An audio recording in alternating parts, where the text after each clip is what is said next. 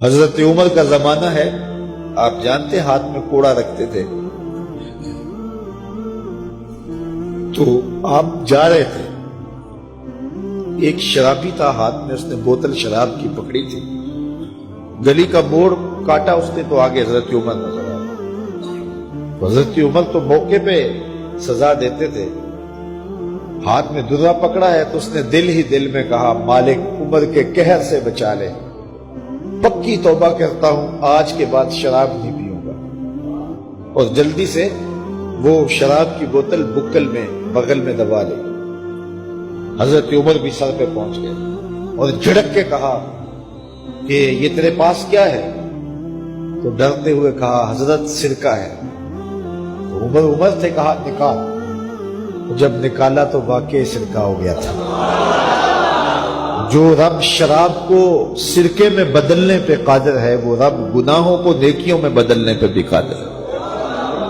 تو اس کے در پہ کو آئے تو صحیح، جھولی پھیلائے تو صحیح، ہم تو مائل بکرم ہیں، کوئی سائل ہی نہیں، راہ دکھلائیں کسے راہ روے منزل ہی نہیں، کوئی اس کی دہلیز پہ تو آئے، اس کی چوکھٹ پہ تو آئے، بلکہ اس کی رحمتیں تو بہانے ڈھونڈتی ہیں۔ بشر حافی ایک بہت بڑے شرابی تھے اور زندگی شراب کے نشے میں دھت گزرتی تھی۔ ایک دن گلی سے گزر رہے تھے، کاغذ کا ایک ٹکڑا دیکھا، اس پہ رب کا نام لکھا تھا۔ یار بندہ گناہ گار ہو بے ادب نہ ہو، گناہ گار ہو بے ادب نہ ہو، تو کاغذ کے ٹکڑے پہ رب کا نام لکھا تھا، اس کو اٹھایا، چوما، صاف کیا، خوشبو لگائی اور اونچی جگہ پہ رکھ دیا کہ یہ میرے رب کا نام ہے، اور شراب پینے پھر میخانے میں چلے گئے۔ وقت کے ولی کو الہام ہوا، جا ڈھونڈ بشر کو اور میرا سلام دے اور اسے کہہ کہ تیرے رب نے تیرے سارے گناہ معاف کر دیے۔ نکلا، پوچھا بشر کون ہے؟ لوگوں نے کہا وہ تو بہت بڑا شرابی ہے۔ اللہ اکبر۔ گھر پوچھا، کہا وہ شراب خانے میں، شراب خانے میں پیچھے چلے گئے۔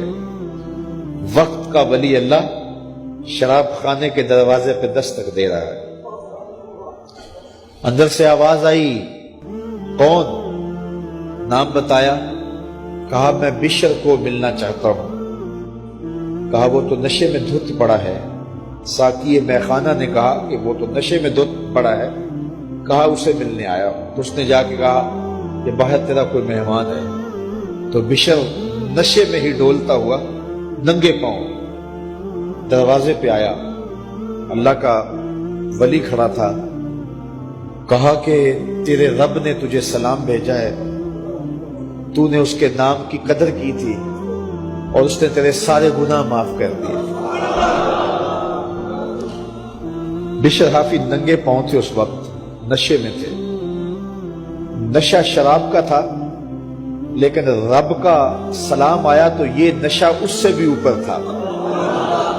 جھوم اٹھے اور کہا کہ میں اب رب کا سلام آیا ہے تو اب میں ننگے پاؤں تھا، اب ساری زندگی میں جوتا نہیں پہنوں گا۔ عربی میں حافی ننگے پاؤں والے کو کہتے ہیں، تو بشر حافی کو بشر حافی اس لیے کہتے ہیں کہ وہ ساری زندگی پھر برہ نہ پا رہے، انہوں نے کبھی بھی جوتا نہیں پہنا تھا، زندگی بدل گئی، لیکن پاؤں میں جوتے نہیں پہنتے تھے کہ میرے رب کا سندیشہ جب میرے نام آیا تھا، میری جب تقدیر بدلی تھی، میرے رب نے جب مجھے محبت نامہ بھیجا تھا، مجھے سلام بھیجا تھا، پیغام بھیجا تھا، تو میرے پاؤں میں جوتا نہیں تھا۔ تو بشر حافی جوتا نہیں پہنتے تھے، تو رب نے کرم یہ کیا کہ بشر حافی نے گھر سے مسجد میں جانے کے لیے جو راستہ اختیار کرنا ہوتا تھا، اس راستے پر جانور گوبر نہیں کیا کرتے تھے، جانور لیت نہیں کیا کرتے تھے۔ یہ بشر حافی کی گزرگاہ ہے۔ ایک دن ایک شخص آیا تو جس راستے سے بشر حافی گزرتے تھے تو وہاں کسی جانور کا گوبر پڑا ہوا تھا، تو اس نے بلند آواز سے کہا ایھا الناس، لوگوں سن لو، بشر حافی انتقال کر گئے۔ لوگوں نے کہا تمہیں کس نے بتایا ہے؟ کہا یہ گوبر پڑا ہوا ہے، اس کا مطلب ہے کہ آج بشر حافی اس گلی سے نہیں گزریں گے۔ تو جب پتہ کیا گیا تو حضرت بشر حافی کا واقعہ انتقال ہو گیا. کوئی سچی توبہ کرے تو صحیح, کوئی اس کی دہلیز تو آئے تو صحیح. ہم تو مائل بکرم ہیں, کوئی سائل ہی نہیں, راہ دکھلائیں کسے رہ روے منزل ہی نہیں. کوئی جھولی تو پھیلائے, وہ تو کریم ہے, اس کی تو رحمتیں آواز دے رہی ہیں, یا ایھا الانسان ما غرک بربک الکریم. او بھاگے ہوئے انسان, آجا پلٹ کے, تیرا رب بڑا کریم ہے.